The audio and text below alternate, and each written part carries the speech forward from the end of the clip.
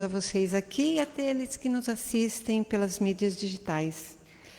Nós vamos hoje dar os recadinhos por ordem de necessidade. Primeiro, dia 27, quarta-feira próxima, venha conosco para o chá beneficente. Acontecerá no buffet Fernandes, ali na Azevedo Soares, na altura do 982, das 2 às 5 da tarde. Uma boa oportunidade de convidar um amigo, de uma amiga, e fazer uma tarde diferente e, principalmente, poder ajudar essa obra social que se chama Paz e Amor em Jesus. Então, todos nós, além de colaborar, nos divertiremos, estaremos contribuindo para tudo aquilo que a gente realiza aqui, principalmente na época de Natal, as nossas cestas básicas, não é? Que são tão necessárias, de maneira que na noite de Natal a gente vai comer nossa comidinha tranquilo, que ajudou muitas famílias a igualmente curtir o Natal de uma maneira diferente, mais substanciosa, né? Nós também teremos um bazar de artesanato com motivos de Natal, coisas lindíssimas que as mulheres aqui artesãs fazem. Então, no dia 30, da 12h30 às 16 horas, que é um sábado, e no domingo, dia 1º, das 8 às 11 horas. Então, são enfeites de natais, tudo relacionado a essa data tão importante para nós, e também uma maneira de poder colaborar com as obras da nossa casa. Agora vamos falar de comida. O Jefferson sempre fica lembrando a gente, ai, justo essa hora, né? Sexta-feira, se avizinhando na hora do jantar. Nós, para que realizemos toda semana esse prato, que vai facilitar a vida da gente na nossa casa, também vai ajudar a manutenção tanto daqui dessa casa, no Tatuapé, da casa nossa, o Caspage, em Guaianazes, e a nossa comunidade terapêutica que atende dependentes químicos, lá em Ferraz de Vasconcelos. Portanto, quando a gente faz tanto evento, não é só para essa casa. 3 casas, com muitos funcionários, com muita despesa, mas tudo faz parte das mãos unidas que vão realizando de pouquinho em pouquinho, a gente consegue muita coisa. Nesse final de semana, nós temos linguine, é um nome sofisticado para dizer daquela almôndega gostosa, com molhinho ao sugo, macarrãozinho, né, uma delícia. Berinjela defumada ao pesto de rúcula, então um precinho muito camarada, e tudo isso é possível graças a voluntários que vêm aqui na sexta e no sábado pela manhã. E nós estamos precisando de mais voluntários, porque, graças a Deus, as pessoas estão adquirindo essa comidinha gostosa, precisamos fazer mais, precisamos de voluntário. Então, se você ou sabe quem gosta de cozinhar, e, ao mesmo tempo, vai apreender coisas, truques dos chefes de cozinha que estão conosco, ajudando nas nossas equipes. Venha, então, às sextas-feiras pela manhã e, eventualmente, algum sábado também você poderá vir para poder colaborar na feitura desses pratos. Falamos do pão material, agora vamos falar do pão espiritual. Vamos ler esse livro que eu amo, Vigiai e Orai, um livro que a gente deve ter à cabeceira, que são mensagens curtas. E esse irmão José, prestem atenção, ele comenta sobre meio adverso.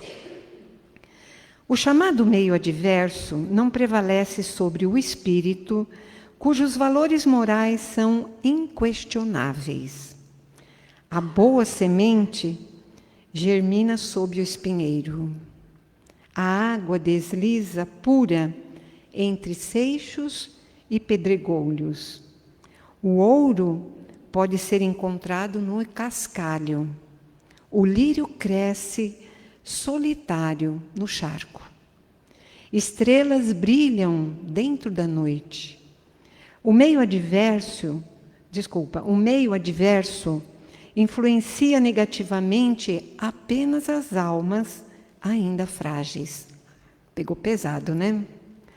A tentação não repercute sobre quem não lhe oferece sintonia. Todos somos chamados a melhorar as condições do meio em que vivemos. Por que teríamos apenas que sofrer as influências do mal e nos render às suas sugestões?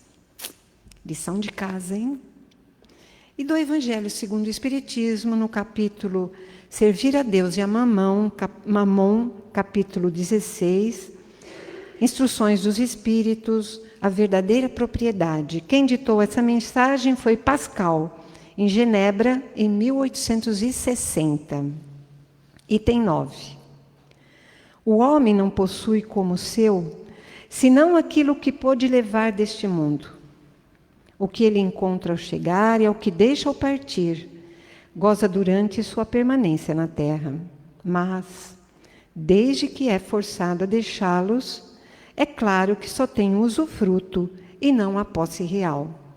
O que é então que ele possui? Nada do que se destina ao seu corpo físico e tudo o que se refere ao uso da sua alma. A inteligência, os conhecimentos, as qualidades morais. Eis o que ele traz e leva consigo, o que ninguém tem o poder de tirar-lhes, e o que ainda mais lhe servirá no outro mundo do que neste. Então eu convido a todos agora para que fechem os seus olhos, para melhor se concentrar. Juntos, fazendo uma oração junto, essa oração sobe até as esferas superiores. Encontra os benfeitores espirituais dessa casa, Jesus, nosso Mestre amorável, e Deus, nosso Pai. E nessa noite, sob as bênçãos desta casa, onde vimos buscar, cada um sabe o quê, para que possamos melhor nos adaptar ao meio adverso que vivemos e construir tudo aquilo que a traça não corrói, os bens espirituais. Rogamos pelo Cláudio, que hoje vai fazer a palestra para nós. Temos a certeza que ele vai ser muito bem influenciado, porque ele sempre se prepara muito bem, com muito carinho e responsabilidade para falar-nos nesse momento tão importante em que vimos até essa casa. Que Jesus nos abençoe e que possamos apreender um pouquinho mais para o nosso viver e conviver melhor. Que assim seja.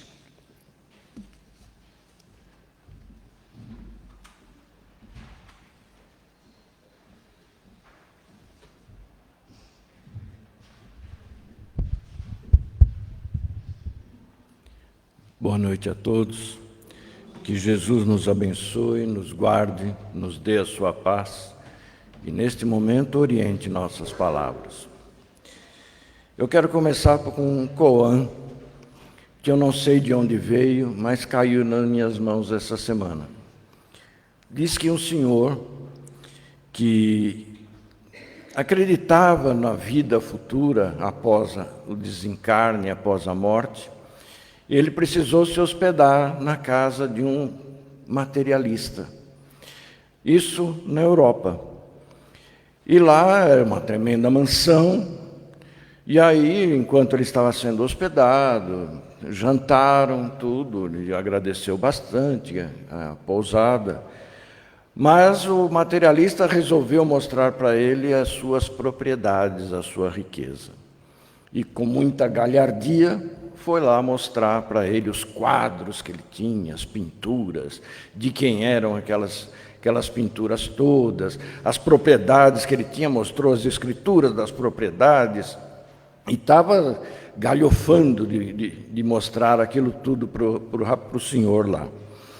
E falou: olha, veja, eu adquiri tudo isso com honestidade, portanto, tudo isto é meu, pertence a mim. Ninguém pode dizer que não é meu isso. Eu consegui com o meu trabalho, com o suor do meu rosto. E aí esse senhor, que acreditava na vida após a morte, falou assim, sim, realmente, muito bom, muito bonito. Mas, assim, o senhor sabe, né, que isso não nos pertence, é só temporário. Somos apenas usufrutuários das coisas. Falou, não, ninguém me tira daqui. Já ouvi essa frase, não sei onde.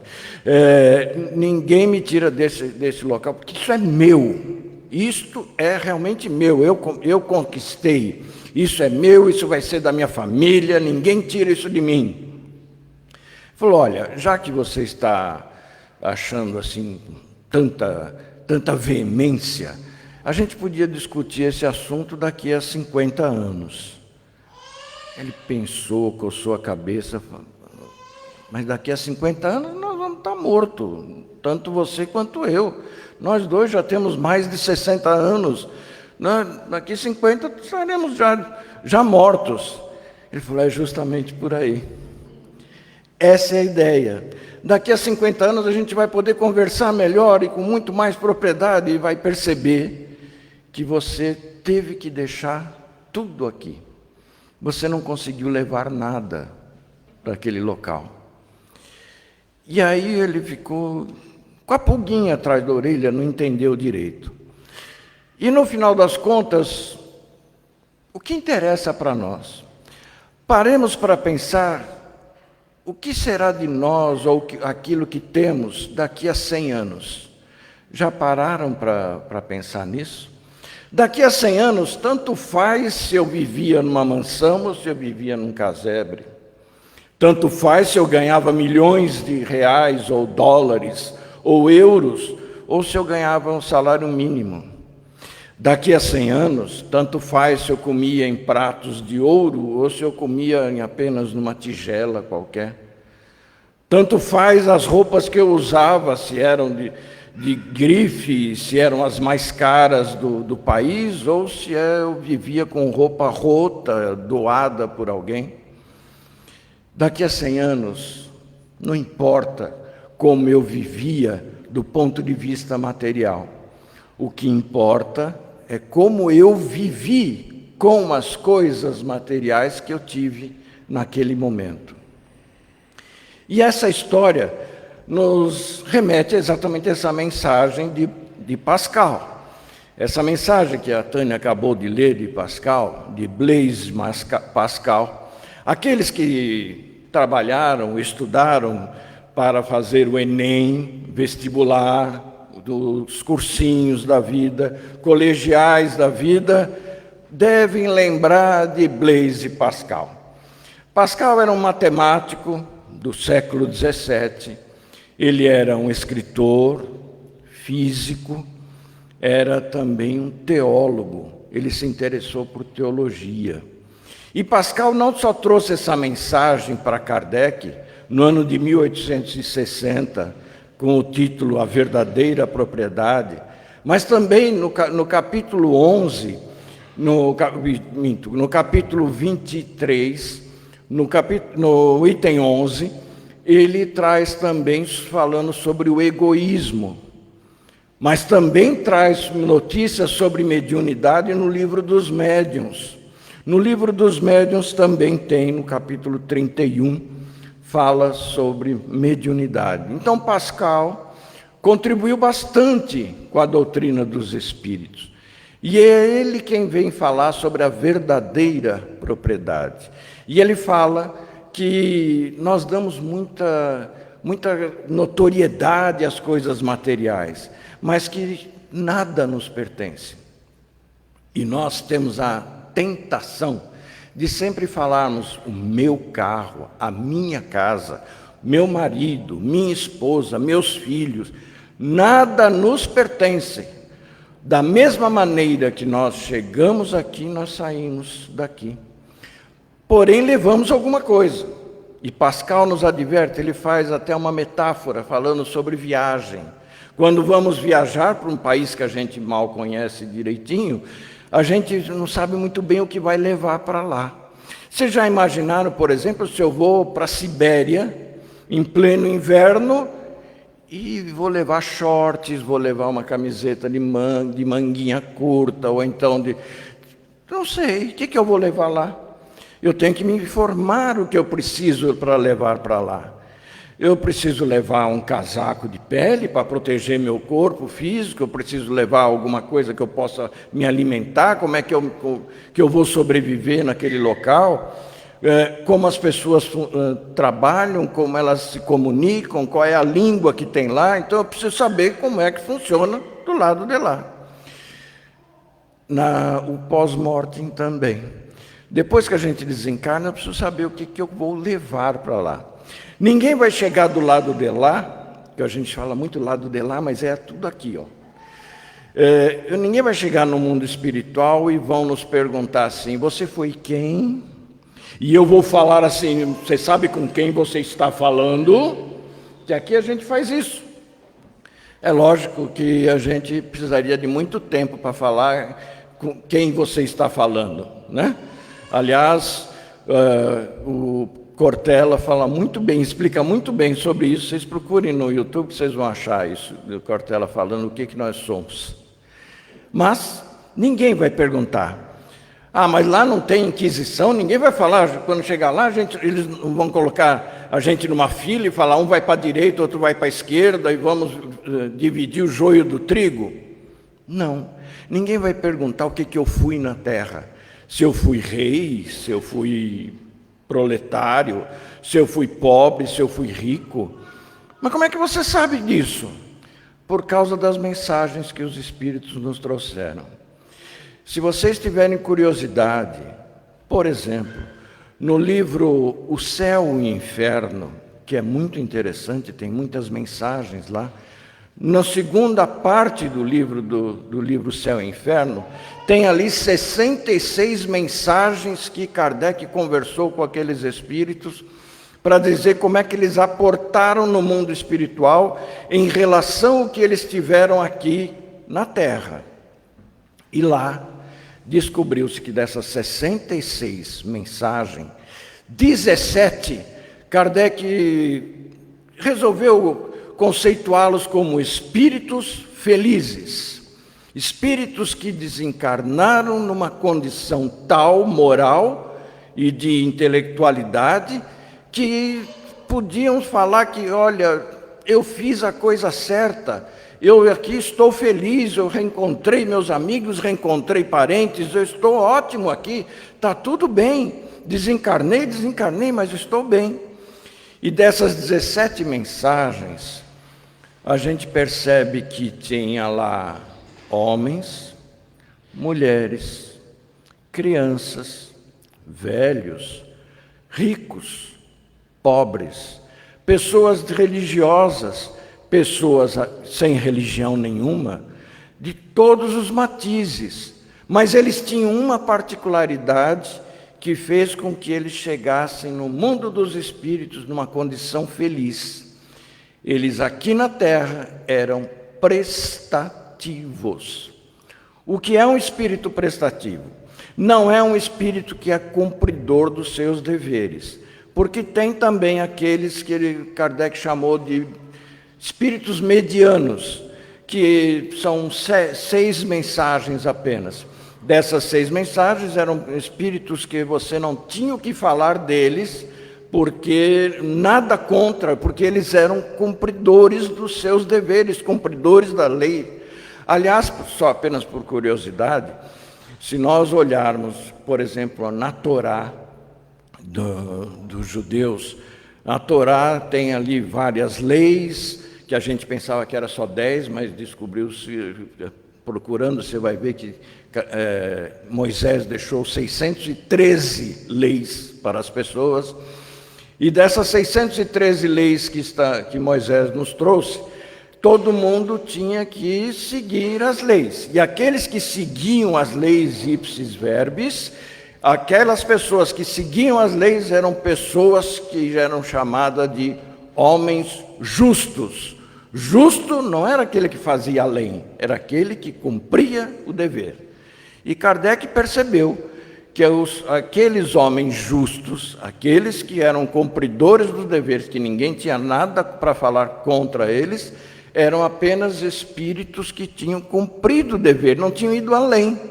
Mas os outros 16, outros 17, dos outras 17 mensagens, eram pessoas que eram prestativas, iam além daquilo que deveria fazer a lei. Porque ser cumpridor da lei não é benefício nenhum, é quase que uma obrigação nossa. Quando nós não cumprimos as leis dos homens e as leis de Deus, nós estamos cometendo erros, equívocos que temos que reaprender e assim sucessivamente. Mas os prestativos, aqueles que dão um pouquinho mais, que fazem um pouquinho além do dever, esses sim ganharão o reino dos céus. E, inclusive, na Revista Espírita, do ano de 1865, no mês de agosto, o Espírito Lacordaire fala exatamente isso, como é que a gente pode chegar nos céus numa maneira feliz. E ele fala ali que a ideia é ser uma pessoa que consegue fazer a benemerência para com as pessoas, fazer a caridade, prestar a caridade para com o próximo. Então, Lacordaire mostra para a gente que para sermos felizes, inclusive o título é A Chave do Céu, essa chave do céu era fazer a caridade. E ele nos mostra 5 tipos, vamos dizer assim, etapas para prestar a caridade ao próximo. Quais são essas 5 etapas? A primeira caridade que eu devo fazer, segundo Lacordaire, é para com o cônjuge e os seus filhos. Cônjuge, o cônjuge e os filhos, porque eu escolhi, eu fiz isso, eu estou criando esses filhos, tenho que cuidá-los.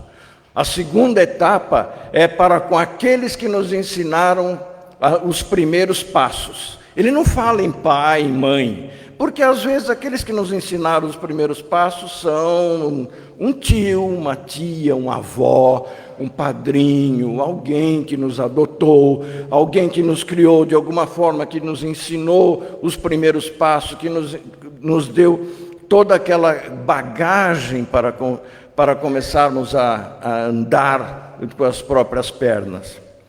A terceira etapa que Lacordaire fala que a gente deve prestar as caridades é para com os irmãos de sangue, os irmãos consanguíneos.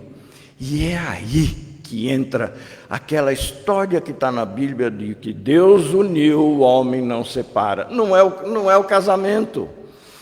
Todo mundo pensa que é o casamento, mas não é exatamente os irmãos consanguíneos. Por isso que nascemos na mesma família, porque estamos na mesma família, não é por um acaso. Nós estamos na família em que nós necessitamos, que nós precisamos e que nós temos que nos acertar com eles. Então, os irmãos consanguíneos é a terceira etapa do qual nós temos que prestar a nossa caridade.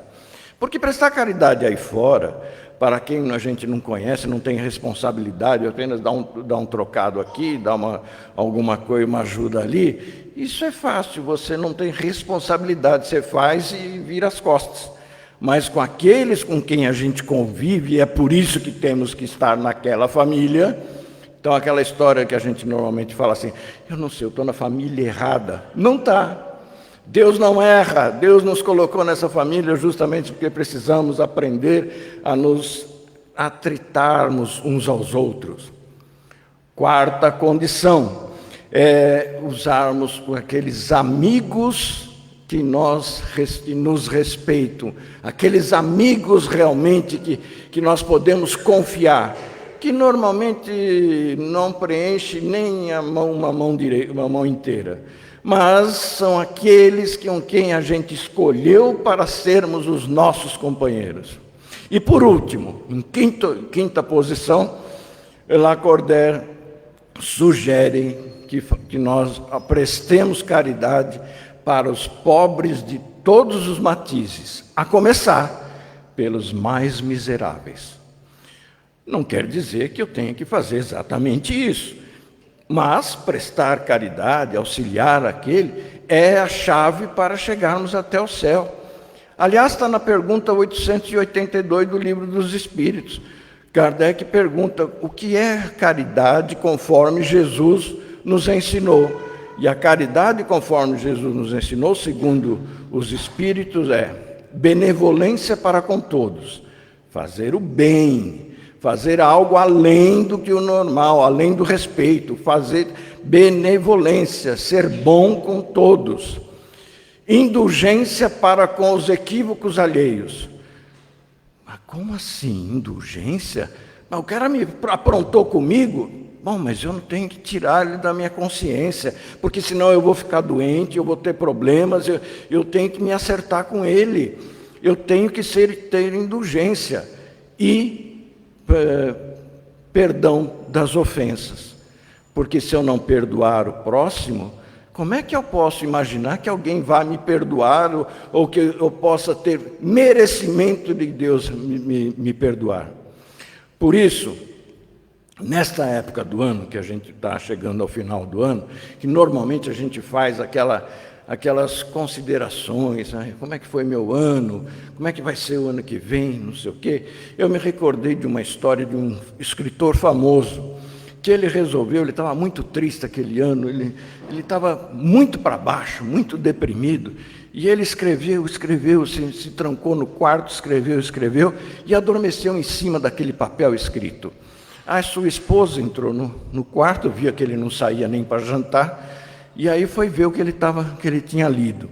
E aí ele começou, ela leu assim, mais ou menos assim: este ano foi muito ruim.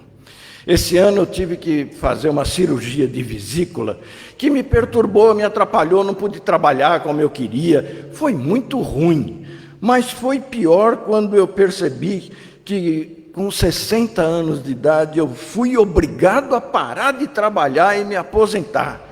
Que coisa absurda isso! Mas já teve pior. Ainda este ano a coisa foi muito pior. Meu pai faleceu. Já não bastava tudo o que aconteceu comigo, meu pai ainda veio falecer. Não é possível uma coisa dessa, parece que Deus me persegue. E meu filho bateu o carro deu perda total. É um absurdo, não é possível. Já não bastava uma coisa, agora é outra, e outra. Perdi o carro totalmente. Não dá. Este ano realmente foi muito ruim. Ela pegou o papel, foi até a cozinha e começou a rabiscar, risca aqui, risca lá, risca ali, e colocou lá de volta. Quando ele voltou a si, ele leu a coisa mais ou menos assim: esse ano eu consegui me livrar da vesícula que estava me atrapalhando há algum tempo. Mas eu, com 60 anos, eu consegui me aposentar. E agora eu tenho tempo para fazer minhas escrituras, para escrever melhor, para ter mais tempo com a família. Foi muito bom isso ter acontecido. Meu pai faleceu, sim, mas ele estava com 95 anos e agora ele está junto no reino dos céus, junto com Deus.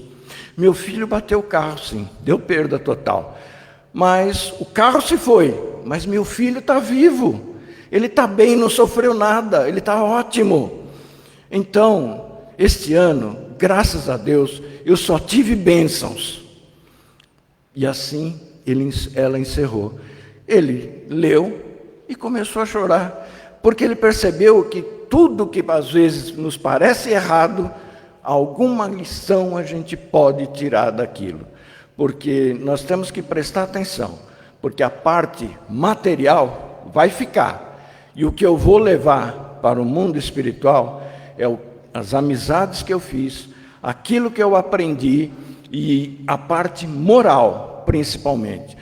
E aí a gente começa a perceber que as coisas ruins já não estão nos acontecendo mais, porque eu ganho méritos frente a Deus e frente ao mundo espiritual. Pensemos sobre isso e aproveitemos esse final de ano para meditarmos cada vez mais. Que Jesus nos abençoe.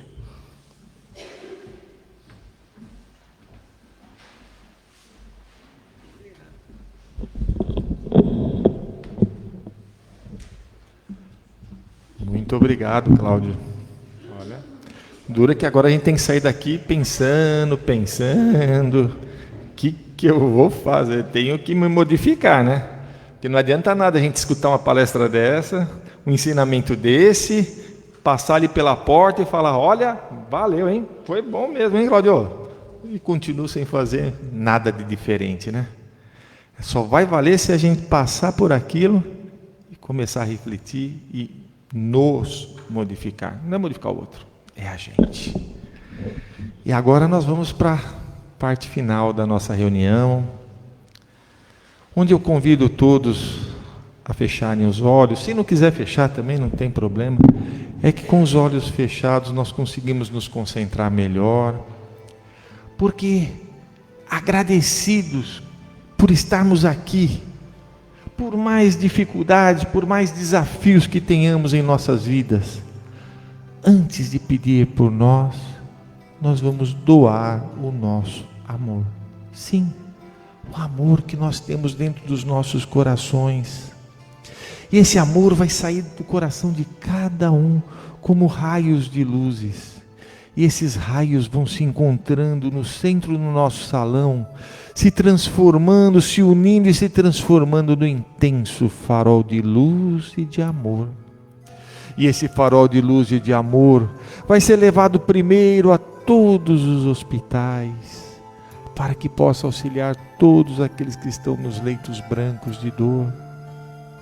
Vamos pedir por todos aqueles nomes, aquelas pessoas que conhecemos, que estão com problema de saúde, nas nossas listas de WhatsApp, pedidos de oração, para que essa luz de amor possa ser encaminhada a eles, para que eles possam receber e se fortalecer com essas energias de cura. Querido Jesus, que esta luz de amor possa ir de encontro a todos os nossos irmãos que estão nas ruas, sem um teto, para que eles possam ser iluminados e eles conseguirem um alimento, conseguirem um abrigo. Pedir por todos aqueles nossos irmãos que estão na dependência química, álcool, drogas, agora também os jogos, e aqueles que estão indo de um lado para outro como verdadeiros zumbis nas cracolândias, que essa luz de amor possa tocar-lhes, fortalecê-los e eles enxergarem uma luz e pedirem ajuda aos seus entes queridos. E os entes queridos desses nossos irmãos dependentes químicos possam ser iluminados e terem a força necessária para ajudar todos aqueles que aceitarem a ajuda. Vamos pedir por todas as crianças que estão nas ruas, nas casas-abrigo, na Fundação Casa, para que possam ser auxiliadas pelos nossos irmãos que estão nos asilos, que possam continuar sendo amparados. Vamos pedir por todos os países que estão em guerra, que seus dirigentes possam ser iluminados e eles possam encontrar o caminho da paz. Querido Jesus, amigos espirituais, vamos pedir por todos que desencarnaram, que a espiritualidade possa ampará-los. E agora, que já doamos o nosso amor, vamos pedir por nós, para que através dos médiuns que se prepararam, eles possam trazer para nós as energias da espiritualidade. O médium não irá te tocar, ele vai servir de meio, por isso que chamamos de médium, o meio que a espiritualidade, que os nossos anjos da guarda têm para trazer do plano espiritual as energias que cada um de nós necessitamos para o nosso equilíbrio físico, psíquico e espiritual. Se você tem um problema de saúde, mentalize esse problema, mentalize ele sendo curado, reequilibrado. Se você tem um problema familiar, um problema profissional, mentalize você sendo intuído através dessas energias, porque os nossos anjos da guarda trarão através dos médiuns, que é o meio que eles têm, todas as energias que nós necessitamos para o nosso equilíbrio.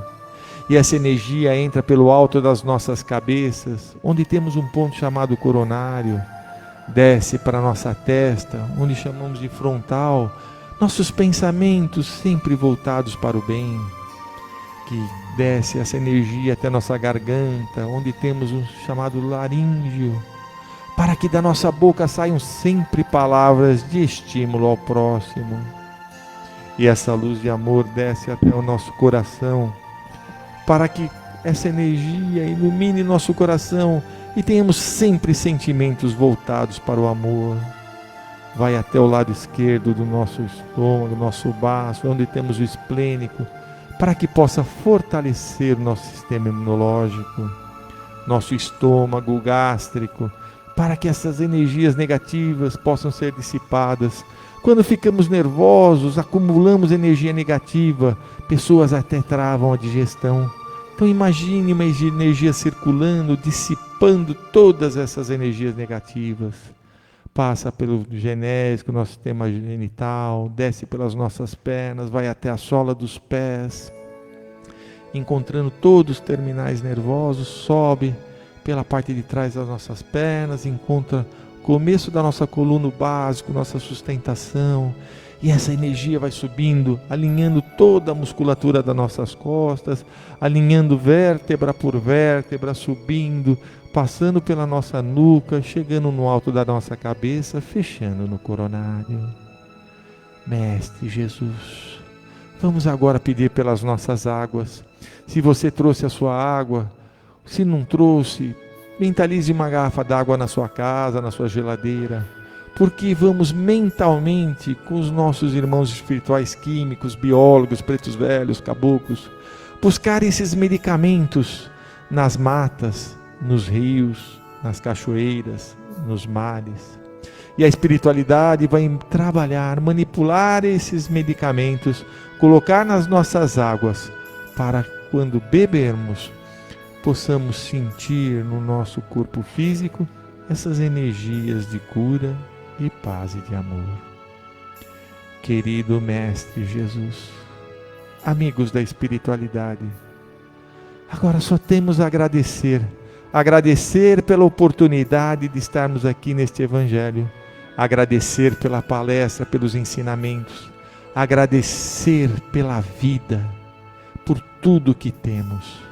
E agradecidos, rogar ao nosso querido Mestre Jesus, que ilumine a todos nós, para que possamos chegar bem aos nossos lares e termos uma semana de muita paz.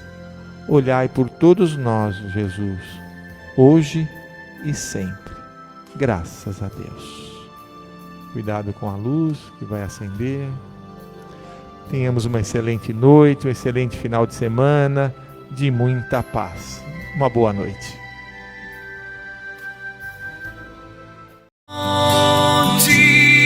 De luz, paz e amor em Jesus.